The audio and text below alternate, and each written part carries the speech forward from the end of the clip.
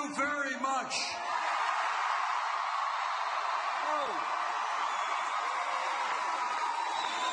This is a large crowd, a raucous crowd.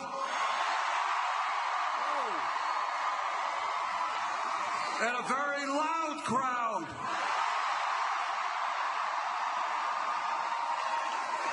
And let me apologize for the 2,000 people outside who couldn't get in, but we appreciate it.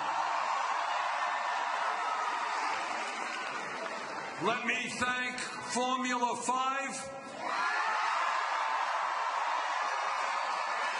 Brian Mayer, Jim Furillo, State Senator Bill Perkins. And let me say a word. I appreciate Bill's support, because this campaign, not too surprisingly, is not getting a whole lot of support from elected officials. We are taking on the establishment.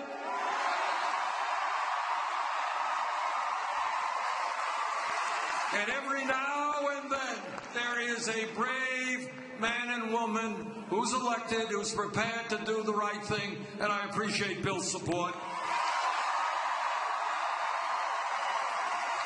And I want to thank Jim Hightower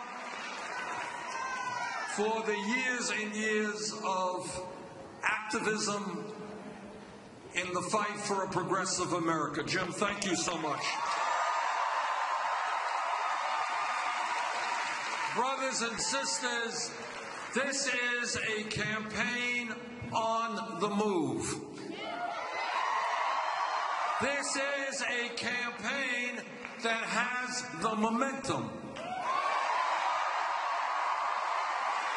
This is a campaign that has won 8 out of the last 9 caucuses and primaries.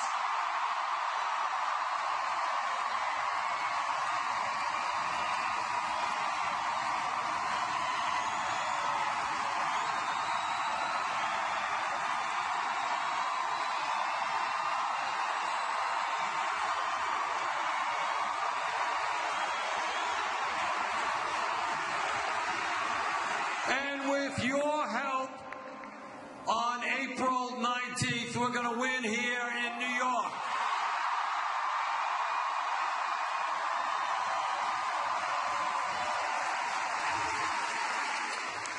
This is a campaign. When it began, we were 65, 70 points behind Secretary Clinton in national polls. Last week, 2 polls had us ahead of her.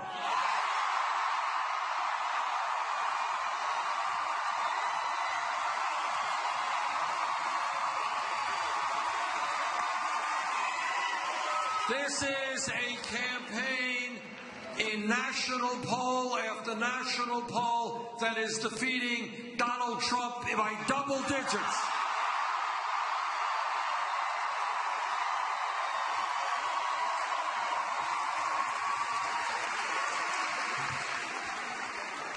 And the reason that this campaign is doing as well as it is because we have the guts to be honest with the American people and tell the truth.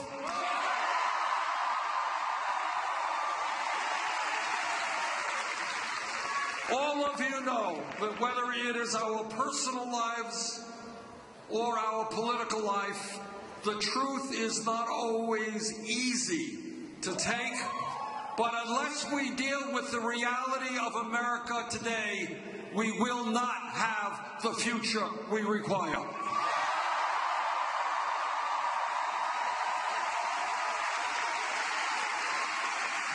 And here is the truth. The truth is that today we have a corrupt campaign finance system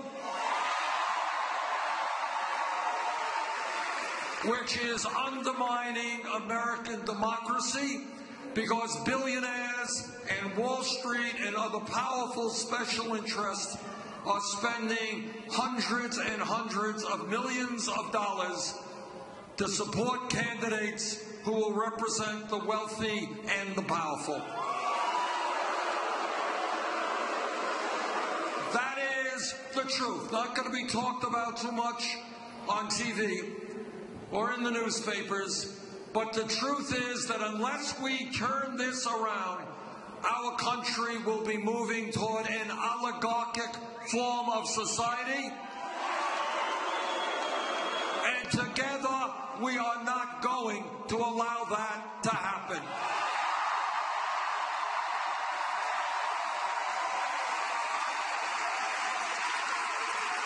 Democracy to us is one person, one vote, not billionaires buying elections. And democracy is not Republican governors trying to suppress the vote. Our job is to revitalize American democracy, increase the number of people who vote, not decrease the number of people.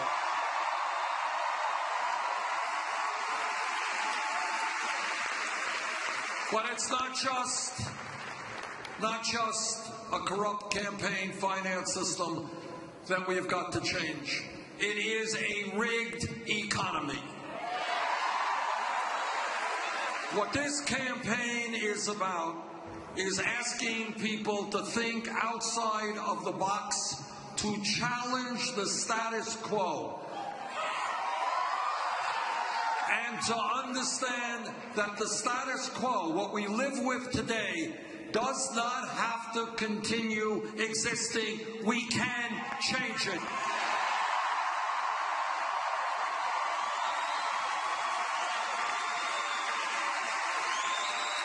And here is what a rigged economy is about. You're not going to see this on TV too often as well, which is a whole other issue of the role of corporate media in today's society. And the issue there is that you and the American people have got to deal with the real issues. You have got to determine what the issues are, not CNN or ABC.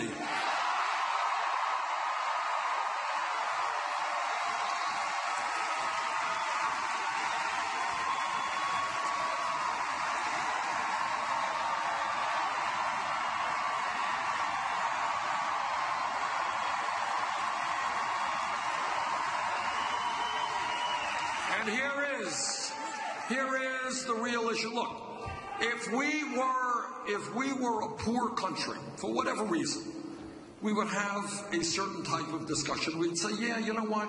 We would like everybody to have a good education, everybody to have health care. We'd like to have a strong infrastructure, but we are a poor country. We just can't do it.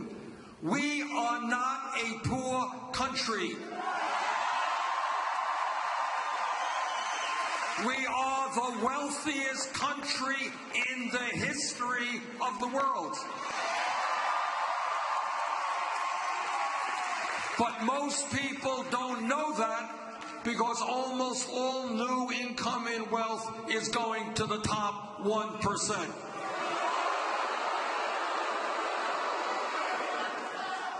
I was just doing an interview a few minutes ago, and somebody asked me, a reporter, how can we afford all these things you're talking about, Senator? Well, I will tell you how. In the last 30 years, there has been a massive transfer of wealth in this country from the middle class to the top 1/10 of 1%. Trillions of dollars. Well, you know what? We're going to get that money back into the middle class.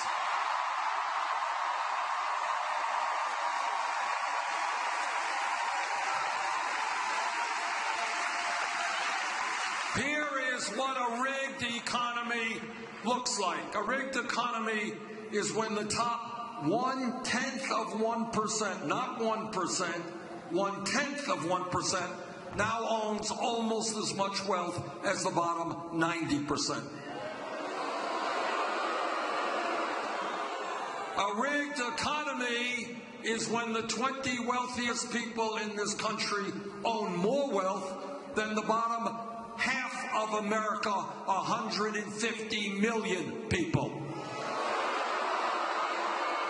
A A rigged economy is when one family, the Walton family of Walmart, owns more wealth than the bottom 40% of the American people.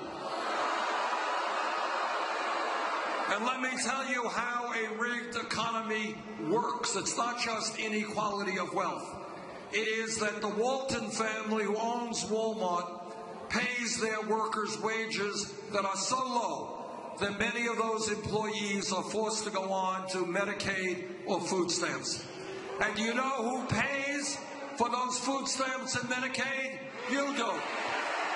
A rigged economy is when the working people of this country subsidize the wealthiest family in America. So I say to the Walton family, get off of welfare, pay your workers a living wage.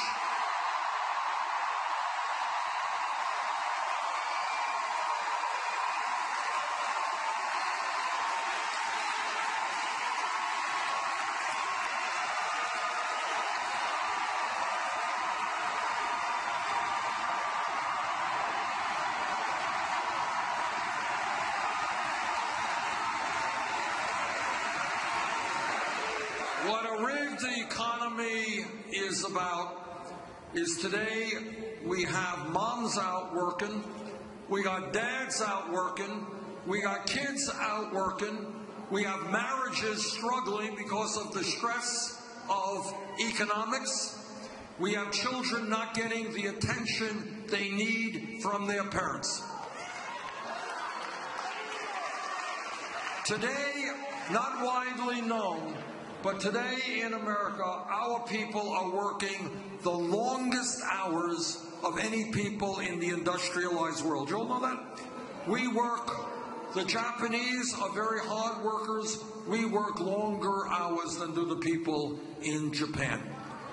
But at the end of all of that, of people working 50, 60 hours a week, people working 2 or 3 jobs, people working longer hours for lower wages. At the end of all of that, 58% of all new income is going to the top 1%.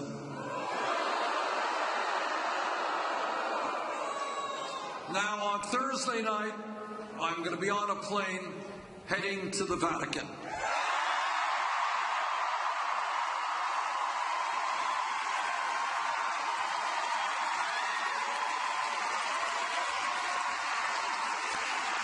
Pope Francis, to my mind, has been an incredible leader in talking about massive levels of income and wealth inequality all over the world, talking about outrageous levels of youth unemployment, of youth poverty, talking about what happens to older people who are isolated and alone and don't have the money they need to live with dignity. And I applaud the Pope for speaking out on those issues.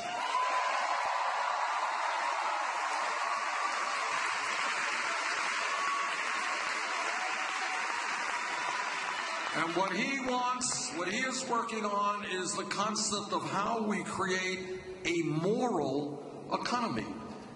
An economy that addresses human needs, not just the greed of the people on top.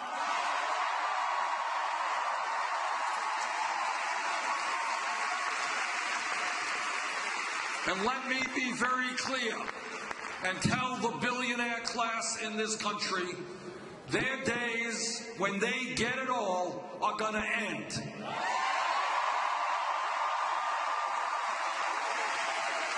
We are going to create an economy that works for all of us, not just the 1%.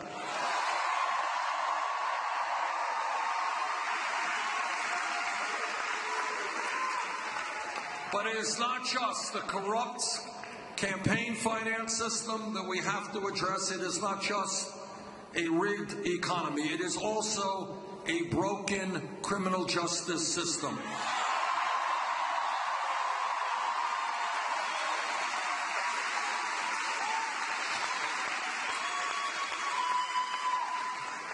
What this campaign is asking the American people is to think outside of the box, think outside of the status quo. And here is an example. I want you all to ask yourselves why the United States today has more people in jail than any other country on earth. We are spending $80 billion a year to lock up 2.2 million Americans, disproportionately African American, Latino, and Native American.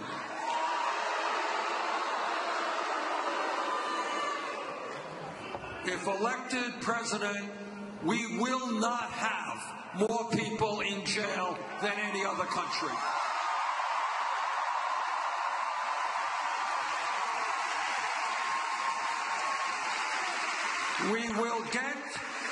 We will get to the root causes of these problems and address them.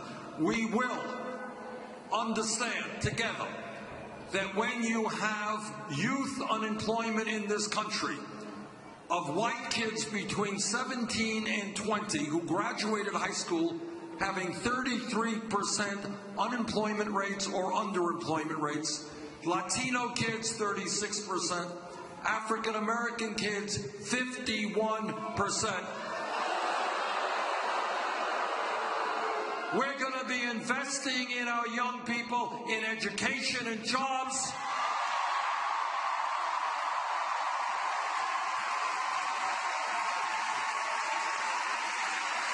Not in jails and incarceration.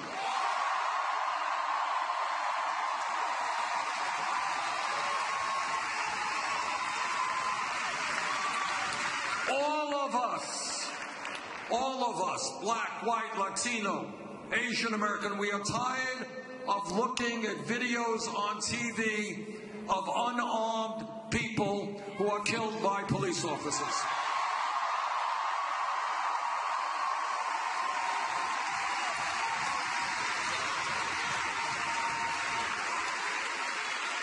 We have got to put an end to that. I do not want people of color walking the streets fearful about what may happen to them. This is America. We can do better than that. And let me just say this.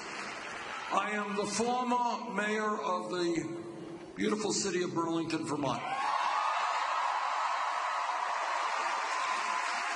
And in that capacity, I work with our local police department. I work with police officers in one capacity or another all over the country. The vast majority of police officers are honest, hardworking people who have a very difficult job. But let us be very clear. When a police officer, like any other public official, breaks the law, that officer must be held accountable.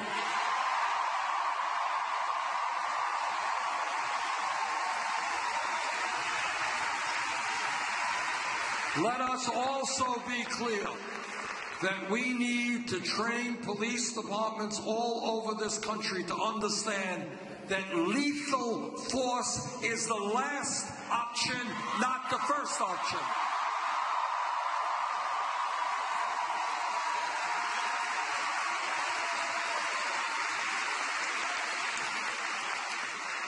We need to demilitarize local police departments. We need to make police departments reflect the diversity of the communities they serve. We need to end corporate ownership of prisons and detention centers.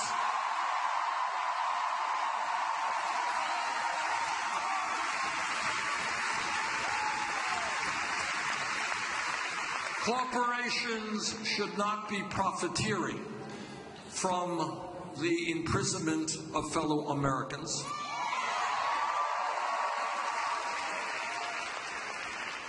We need to end the so-called war on drugs, which has been a failure.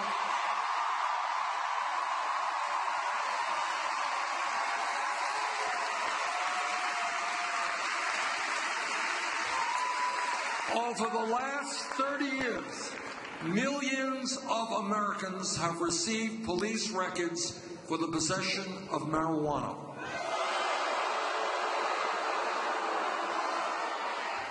And when you're a kid and you get a police record, that does impact your ability to go out and get a job.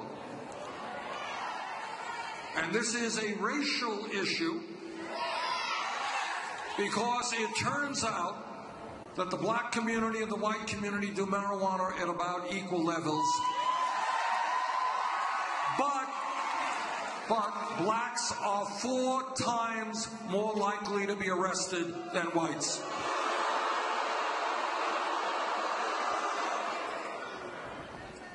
We have got to understand that today, under the Federal Controlled Substance Act, marijuana is listed as a Schedule I drug, the highest level, right alongside of heroin, which is a killer drug. And that is why I have introduced legislation to take marijuana out of the Federal Controlled Substance Act.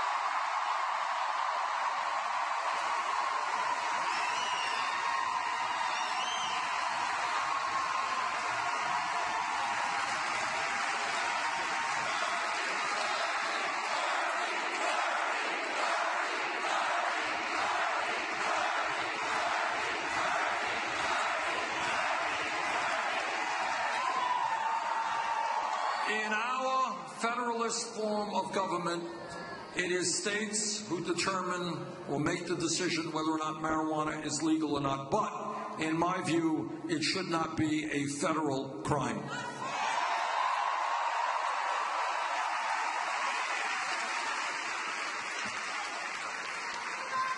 Let me read to you an article, an Associated Press article that just appeared a few hours ago, which talks about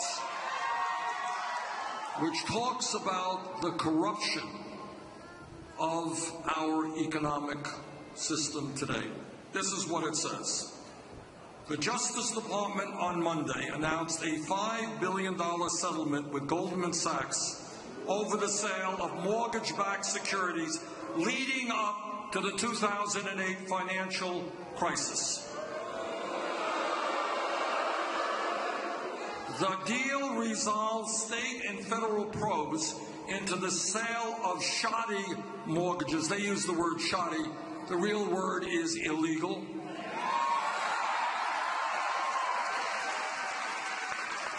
Before the housing bubble and subsequent economic meltdown. In other words, and this is the system that we are living in, and this is the system we have to change.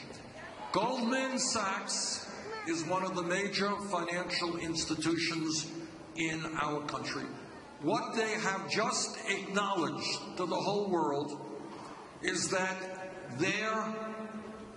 their system, what they do on Wall Street, is based on fraud. They are a fraudulent organization.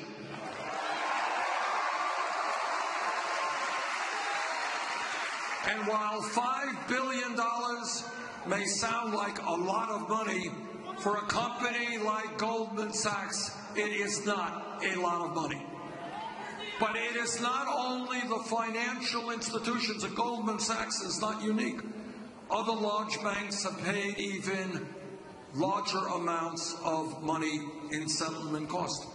You got an entity today on Wall Street, which is the most powerful entity in our country. They have unlimited sums of money. 6 largest financial institutions have assets equivalent to 58% of our gross domestic product. And yet, this powerful entity the most powerful group of institutions in our country is engaged in fraudulent activity on a very large scale. But it's not only Wall Street. It is the fossil fuel industry. The Exxon Mobils and other companies within the fossil fuel industry have spent millions of dollars setting up front groups which are trying to deny the reality of climate change. But it is not just Wall Street or the fossil fuel industry. We have a pharmaceutical industry today that has 1,300 paid lobbyists in Washington, D.C., working overtime to make sure that we all pay the highest prices in the world for prescription drugs. That is an economy that is based on greed, is based on fraud, and together we are going to take them on.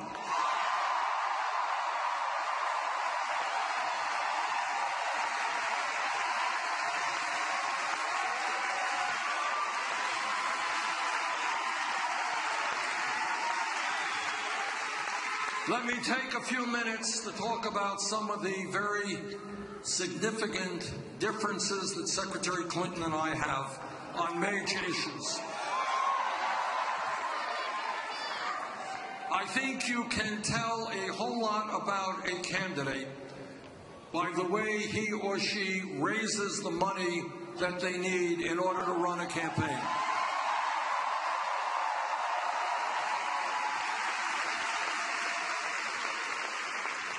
When we began our campaign 11 months ago, we had to make a decision. Do we do what every other campaign does, Democrat or Republican, and that is establish a super PAC? That is exactly what we concluded.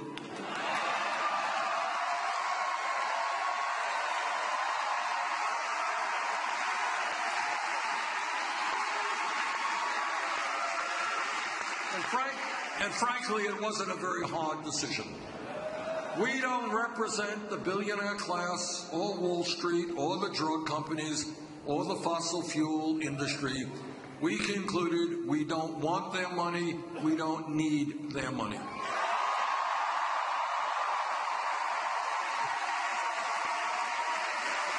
But what we did is something unprecedented in American history.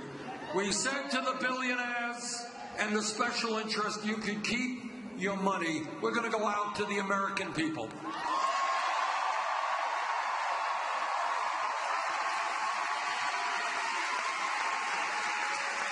And what has happened, I never in a million years would have believed to be possible. Since we began this campaign, we have received over 6 million individual campaign contributions.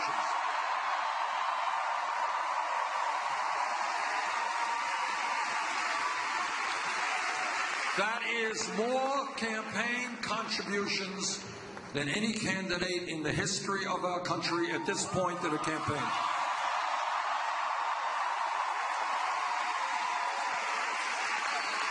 Anyone know the average contribution? I love that. $27. Now, Secretary Clinton is raising her campaign funds in a very different way. She has established a number of super PACs. Her largest super PAC recently reported that it had raised $25 million from special interest organizations, including $15 million from Wall Street. In addition to that, as you may know, Secretary Clinton has given a number of speeches behind closed doors on Wall Street for $250,000 a speech. Not a bad day's work. Now, I kind of think that if you're going to get $250,000 for one speech, and by the way, she gave 3 speeches before Goldman Sachs, if you're going to get $250,000 a speech, it must be a brilliant, earth-shattering speech.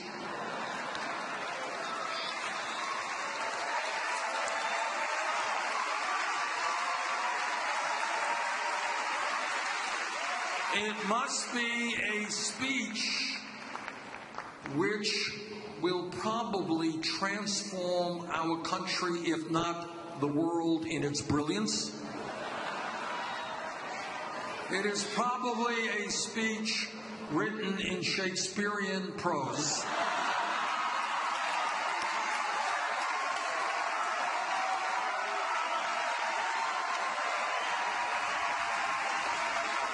And therefore, I think if this speech is as brilliant and perceptive and earth-shattering as it must be, for $250,000, the Secretary should release the transcripts.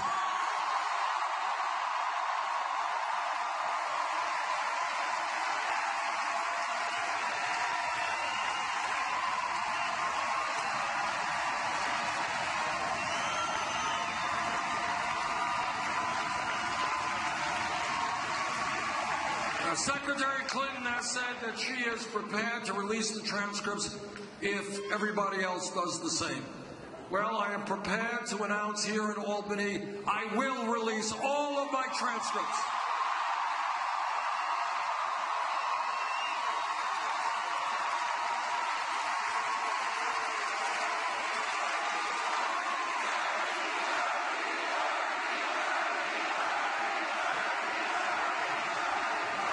Which is not difficult for me to do because there are no transcripts.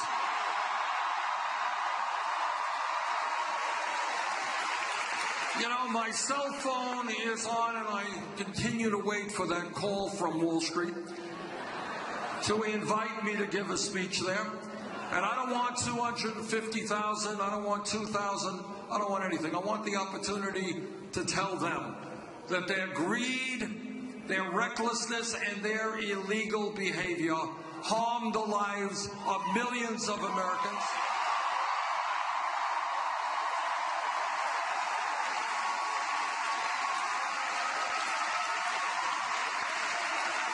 And I would like the opportunity to tell them when 3 out of 4 of the largest banks in America today are bigger than they were when we bailed them out because they were too big to fail.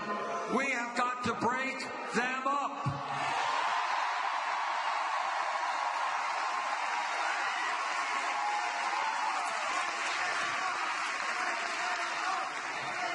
Now, let me talk about another issue where Secretary Clinton and I have some very significant differences, and that is the issue of fracking. And I want to congratulate the people of New York State for having the guts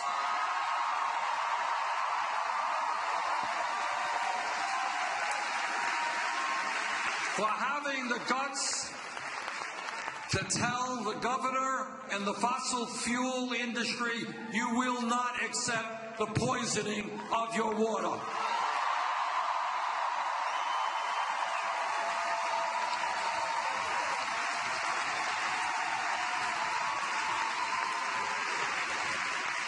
In 2012, I was very proud that my state of Vermont became the first state in America to ban fracking. And we are seeing that movement proceed all across the country. The growing body of evidence tells us that fracking is a danger to our water supply, our most precious resource. We cannot poison our water.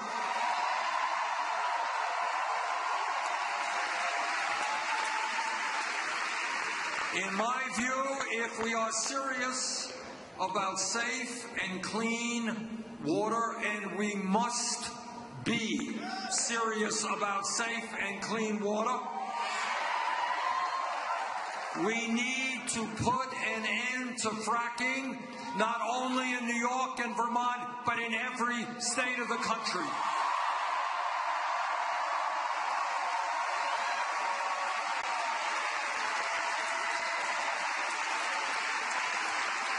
And it's not only poisoning our water. The threat of methane emissions from fracking presents a profound danger to our climate. This is above and beyond poisoning our water. As you know, methane traps more than 84 times the heat of carbon dioxide.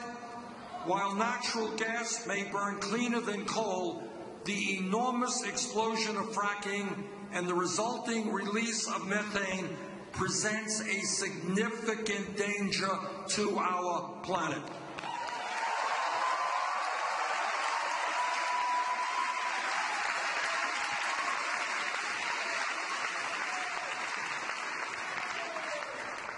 When we talk about the differences between Secretary Clinton and myself, it is important to remember that in the year 2002, Congress debated the most important and significant foreign policy issue in the modern history of our country.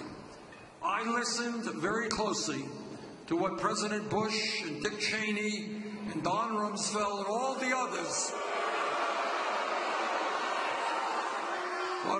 others had to say about Iraq.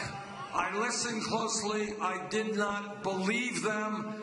I voted against the war in Iraq.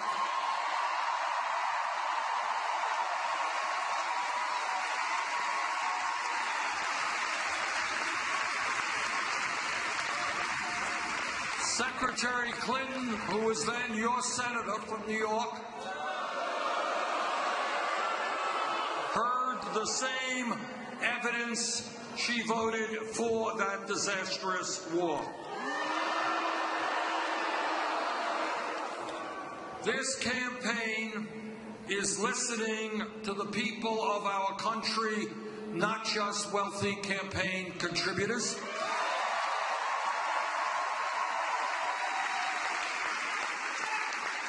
We are listening to workers who tell us they cannot make it on $8 or $9 an hour, which is why we are going to raise the minimum wage to $15 an hour in every state in the country.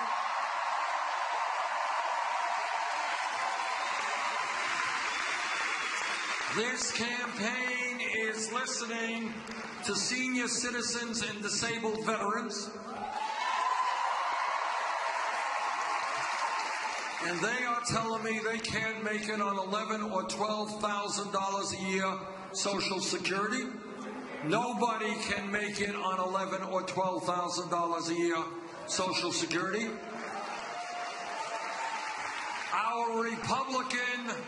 My Republican colleagues in the Senate, they got a brilliant idea. Millions of people today are living in poverty because they don't have enough Social Security. Republicans want to cut Social Security. Well, I've got some bad news for them. We're not going to cut Social Security.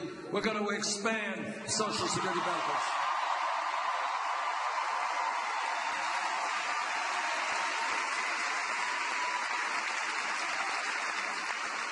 This campaign is listening to women.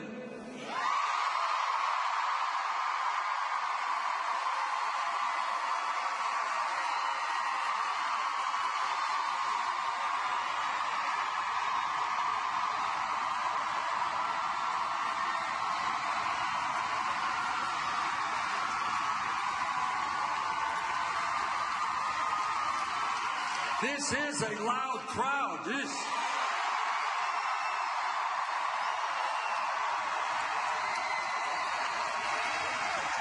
And what women are saying is they are tired of going to work earning 79 cents on the dollar compared to men.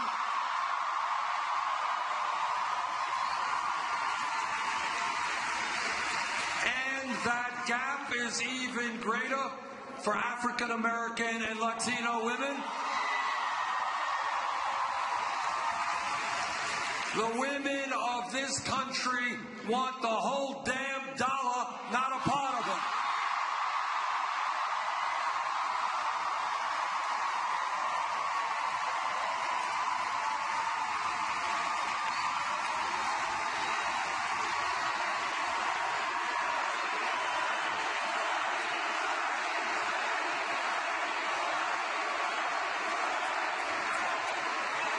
And this campaign is listening to young people.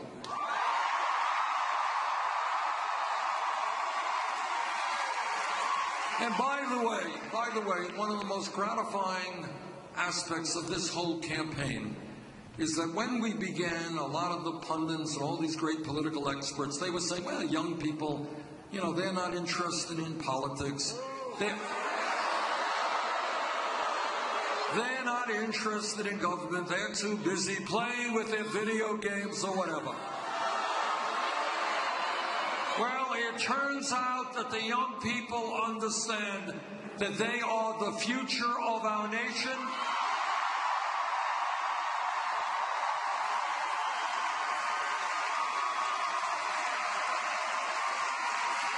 And they want to determine the future of this country.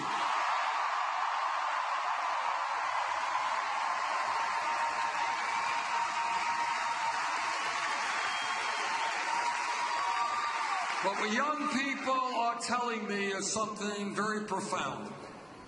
They are asking, how does it happen when our parents, our teachers, the whole community said, you have got to go out and get the best education that you can. We live in a highly competitive global economy. We need the best educated workforce if our economy is to do well in the decades to come. And the young people are asking, how does it happen after we go out and get the best education that we can? Why are we finding ourselves $30,000, $50,000, $70,000 in debt?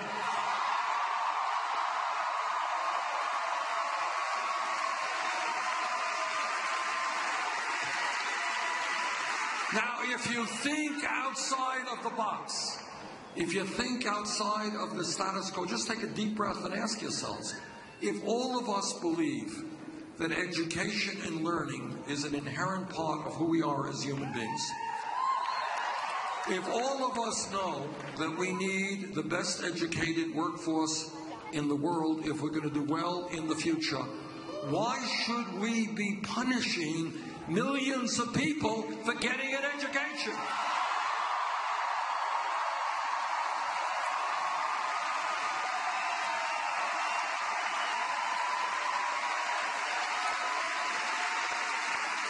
We should be rewarding people who got an education, not punishing them.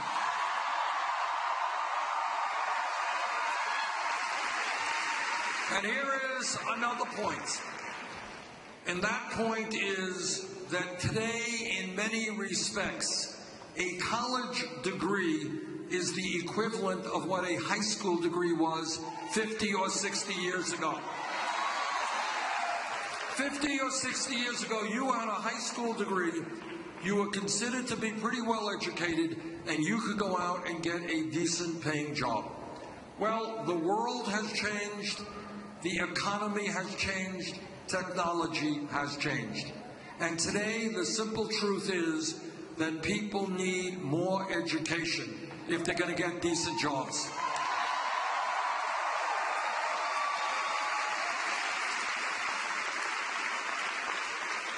And that is why I believe that when we talk about public education today, it is not good enough to be talking about first grade through 12th grade. That was a great idea 50 years ago. But today, when we talk about public education, it must include making public colleges and universities tuition free.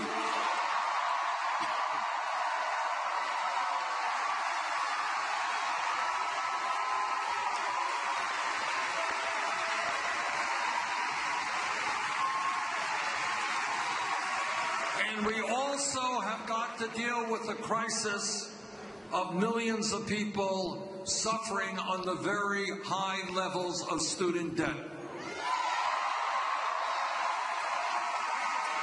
And that is why I believe that people with student debt should be able to refinance those loans at the lowest interest rates they can find.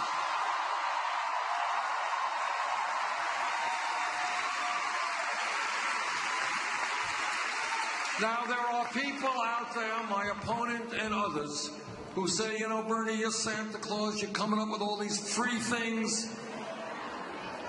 How are you going to pay for free tuition at public colleges and universities and lowering student debt? And I'll tell you how.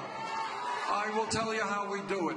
But this is thinking outside the box. After Wall Street, through their greed and illegal behavior, helped destroy our economy, they went to Congress and they asked and got a bailout.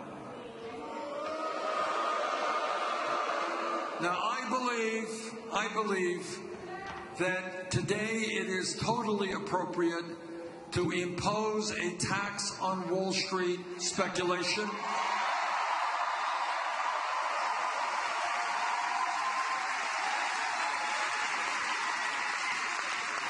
Which will bring in more than enough money to make public colleges and universities tuition-free and substantially lower student debt.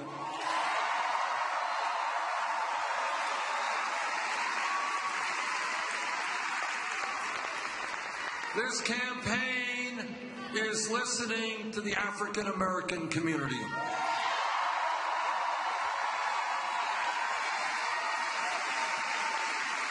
And I gotta tell you, I have to tell you, in this campaign, my eyes have been opened. I have traveled all over this country. A couple of months ago, I was in Flint, Michigan, talking to parents who told me something that was hard for me to believe was happening in America. They were describing how the cognitive capabilities of their children were being destroyed by lead in the water in that city. I was in a section of Baltimore, Maryland, where Freddie Gray was killed. And in that community, the unemployment rate was somewhere near 50%. You didn't see a whole lot of men in that community because many of them were in jail. Many of the buildings in that community were boarded up. There was not a grocery store in that building where somebody could buy fresh produce or meat. And there was not a bank branch in that community. People had to go to payday lenders and get ripped off in order to cash a check. I was in Detroit, Michigan, listening to teachers telling me that the public school system there was being destroyed. And today I met with some people here in Albany who talked about the incredibly high rate of poverty in the African American community.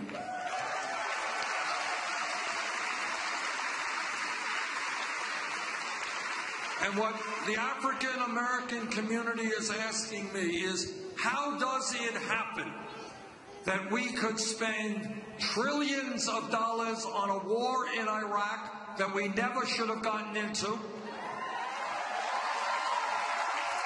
How does it happen that we could give billions of dollars in tax breaks to the wealthiest people in this country, but supposedly we don't have the resources to rebuild inner cities in America.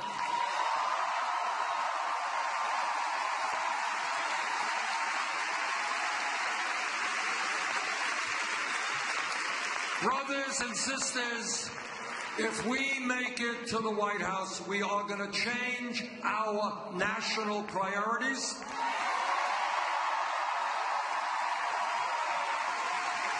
We're going to rebuild inner cities.